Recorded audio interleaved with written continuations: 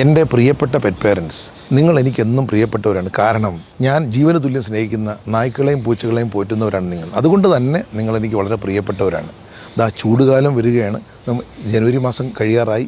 ഫെബ്രുവരി മാർച്ചൊക്കെ ആകുമ്പോൾ ചൂടുകാലം വന്നു. April May മാസം ആകുമ്പോൾ കടുത്ത വേനലായിരിക്കും. ശ്രദ്ധിക്കുക, ഹീറ്റ് സ്ട്രോക്ക് ഉണ്ടാകാനുള്ള സാധ്യത വളരെ കൂടുതലാണ്.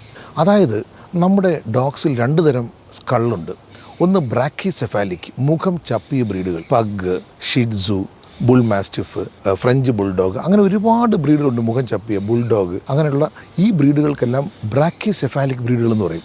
മറ്റത് ഡോളിക്കോസെഫാലിക്, അതായത് മുഖം നീണ്ട German shepherd, Great Dane, Dalmatian, Labrador, ഇവരെല്ലാം മുഖം നീണ്ട ബ്രീഡുകളാണ്, ഡോളിക്കോസെഫാലിക്.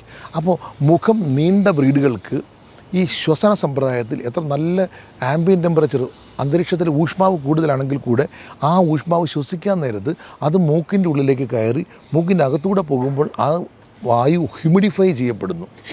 ഈർപ്പം കൂട്ടുന്നു. ഹ്യൂമിഡിഫൈ ചെയ്ത് തണുപ്പിച്ച എയർ അകത്തോട്ട് കയറുമ്പോഴത്തേക്ക് ശരീരത്തിൻ്റെ ഊഷ്മാവുമായിട്ട് തുലനം ചെയ്ത് നിൽക്കുന്നു. അത് കാരണം ശരീരത്തിൻ്റെ ഊഷ്മാവിൽ വ്യത്യാസമൊന്നും വരുന്നില്ല, ചൂട് വായു അകത്ത് കയറുന്നില്ല. പക്ഷേ ബ്രാക്കിസെഫാലിക് ബ്രീഡുകൾക്ക് അങ്ങനെ ഹ്യൂമിഡിഫൈ ചെയ്യാനുള്ള ഒരു സംവിധാനം മൂക്കിലില്ല. കാരണം മൂക്കിന് നീളം കുറവാണ്, ഹ്യൂമിഡിഫൈ ചെയ്യപ്പെടുന്നില്ല. അത് കാരണം ചൂടുവായുവായിരിക്കും അവർ ശ്വസിച്ച് അകത്തോട്ട് കയറ്റുന്നത്. അവർക്ക് അന്തരീക്ഷത്തിൻ്റെ ഊഷ്മാവിന് തത്തുല്യമായിട്ട് അവരുടെ സ്വന്തം ബോഡിയുടെ ഊഷ്മാവ് കൂടുന്നു. അപ്പോഴത്തേക്ക് ബോഡി ടെമ്പറേച്ചർ അനിയന്ത്രിതമായിട്ട് ചിലപ്പോൾ കൂടുവാൻ സാധ്യതയുണ്ട്. ഇതാണ് ഹീറ്റ് സ്ട്രെസ്.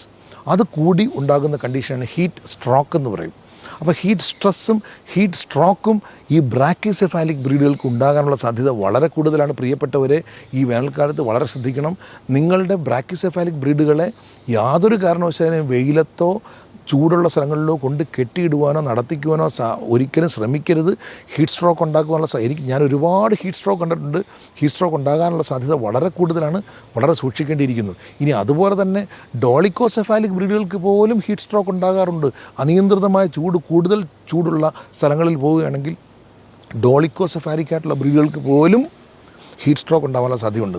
ശ്രദ്ധിക്കുക, ഹീറ്റ് സ്ട്രോക്ക് ഉണ്ടായിക്കഴിഞ്ഞാൽ ചികിത്സിച്ചെടുക്കുക എന്നുള്ളത് വളരെ ബുദ്ധിമുട്ടാണ്. പെട്ടെന്ന് തന്നെ മൾട്ടി ഓർഗൻ ഫെയിലിയർ വരും. അതായത് കരൾ, കിഡ്നി, തലച്ചോറ് മുതലായവ പെട്ടെന്ന് നശിച്ചു പോകുന്നു. അതുകൊണ്ട് വരാതിരിക്കാൻ ശ്രമിക്കുക. എപ്പോഴും നിങ്ങളുടെ പൊന്നോമനകളുടെ വീട്ടിൻ്റെ അകത്ത് ചൂട് കൂടിയ കാലങ്ങളിൽ വീട്ടിൻ്റെ അകത്തോ അല്ലെങ്കിൽ തണുത്ത സ്ഥലങ്ങളിലോ ഷെയ്ഡുള്ള സ്ഥലങ്ങളിലോ മാത്രം നിർത്തുക. ചൂടിൽ നിർത്താതിരിക്കാൻ ശ്രമിക്കുക. പ്രത്യേകിച്ച് മൂക്ക് ചപ്പിയ ബ്രീഡുകൾക്ക് വളരെ സൂക്ഷിക്കുക.